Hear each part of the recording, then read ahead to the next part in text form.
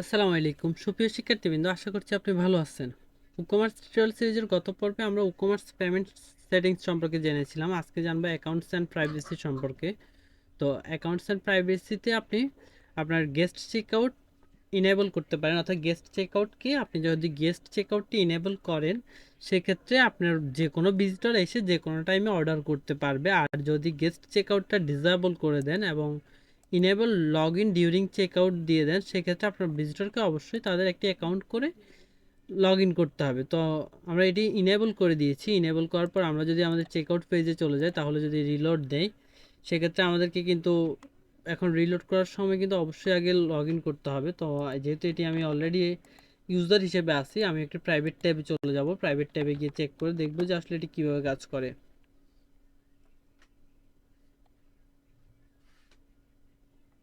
এখানে যেহেতু কোনো প্রোডাক্ট ছিলই না, সেক্ষেত্রে আমাদেরকে একটি প্রোডাক্ট সিলেক্ট করে অ্যাড টু কার্ট করতে হবে। তারপর আমাদেরকে চেক আউট করার চেষ্টা করতে হবে ভিউ কার্ট থেকে।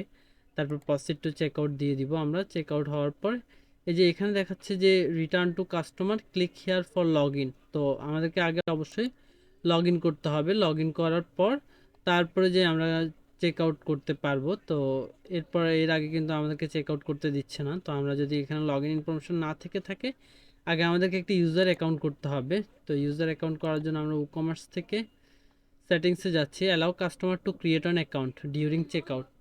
তো এটি আমরা অন করে দিব। তারপরে customer can create an account before placing order on account page. তো এটিও আমরা ইনেবল করে দিব। এখন এটি কীভাবে কাজ করে, এখন এটি হচ্ছে যে ডিউরিং চেক আউট, অর্থাৎ চেক আউটের সময় কাস্টমার একটি অ্যাকাউন্ট করবে আর ওইটি মাই অ্যাকাউন্ট পেজ থেকে কাজ করবে। তো আমরা এটি ইনেবল করার পর সেভ চেঞ্জেস করে দিব। সেভ চেঞ্জেস করার পর এখানে প্রাইভেট ট্যাবে গিয়ে এটি রিলোড করব। রিলোড করার পর এই যে এখানে এটি দেখাচ্ছে যে আপনি যদি একজন কাস্টমার হয়ে থাকেন, রিটার্নিং কাস্টমার হয়ে থাকেন, তাহলে আপনি লগ ইন করতে পারেন। আর যদি রিটার্নিং কাস্টমার না হয়ে থাকেন সেক্ষেত্রে আপনি এই যে এখানে আপনার অ্যাকাউন্টটা খুলে ফেলতে পারেন। অর্থাৎ আপনি যখন আপনার ইনফরমেশনগুলো এখানে প্লেস করবেন, তারপরে যে আপনি এখানে আপনার অ্যাকাউন্টের ইউজার নেম চুজ করতে পারবেন আর পাসওয়ার্ডও চুজ করতে পারবেন। আর যখনই চুজ করবেন বাই অটোমেটিক্যালি এটি আপনার একটি অ্যাকাউন্ট খুলে যাবে, খোলার পরে এবং অর্ডারটা প্লেস হয়ে যাবে। তো আমরা এগুলো কোনোটাই রাখতে যাচ্ছি না। Enable log in during checkout during my account face, এগুলো ডিসেবল করে দিচ্ছি। ডিসেবল করে আমরা সেভ চেঞ্জেস করে দিচ্ছি।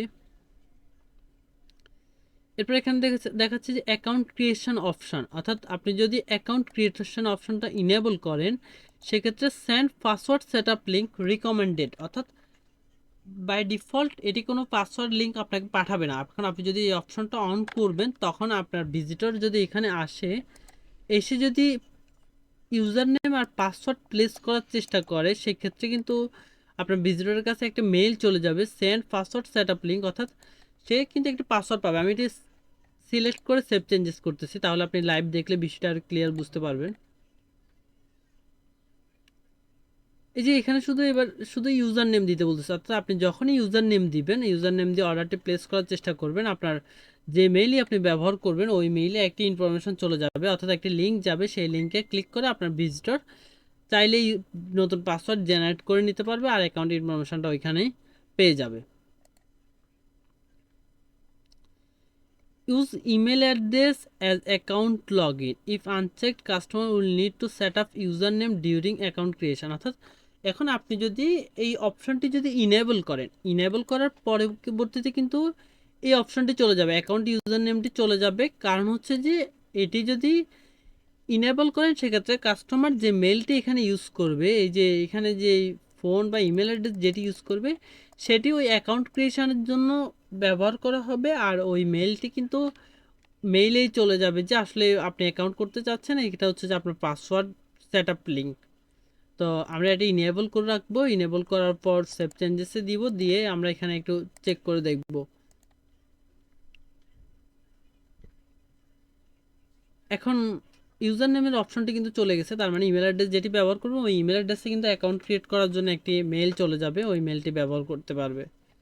অ্যাকাউন্ট ইরেজ ইউর রিকোয়েস্ট, অর্থাৎ remove personal data from order on request, অর্থাৎ আপনি যদি অ্যাকাউন্টটা ইরেজ করতে চান, অ্যাকাউন্ট ডিলিট করে ফেলতে চান, ওই আপনার যে পার্সোনাল ডাটাগুলো ছিল অর্ডার থেকে সেগুলো রিমুভ হয়ে যাবে কি না। তো আপনি যদি এই অপশানটি যদি ইনেবল করে ফেলেন তাহলে কিন্তু আপনার যে অর্ডারের জন্য যেই অর্থাৎ কাস্টমার অর্ডার করার পরে আপনি কাস্টমার যদি ওদের অ্যাকাউন্টটা রিমুভ করে দেয় সেক্ষেত্রে কিন্তু অর্ডার থেকে এই ডাটাগুলো অটোমেটিক্যালি মুছে যাবে। Remove access to download on request, অর্থাৎ অ্যাকাউন্ট রিমুভ হওয়ার সাথে সাথে যদি আপনার যদি কোনো প্রোডাক্ট ডাউনলোডেবল প্রোডাক্ট সেল করেন, কাস্টমার যদি কোনো প্রোডাক্ট ডাউনলোডে অ্যাক্সেস থেকে থাকে সেটিও কিন্তু রিমুভ হয়ে যাবে। আর যদি এটি allow personal data to be removed in bulk from order, অর্থাৎ বাল্ক অর্ডার হিসেবে যদি কোনো অর্ডার সিলেক্ট করা থাকে সেই অর্ডার থেকেও কিন্তু পার্সোনাল ডাটাগুলো চলে যাবে, এটি এখানে বোঝাচ্ছে।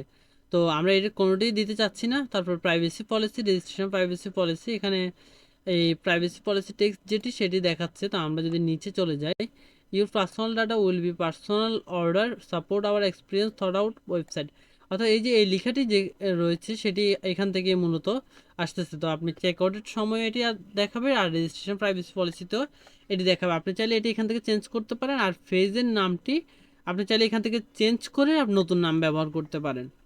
তো এই ছিল মূলত e-commerce accounts and privacy tutorial. তো আজকের ভিডিও পর্যন্তই। ভিডিওটি ভালো লাগলে আমার চ্যানেলটি সাবস্ক্রাইব করে রাখবেন। আসসালামু আলাইকুম।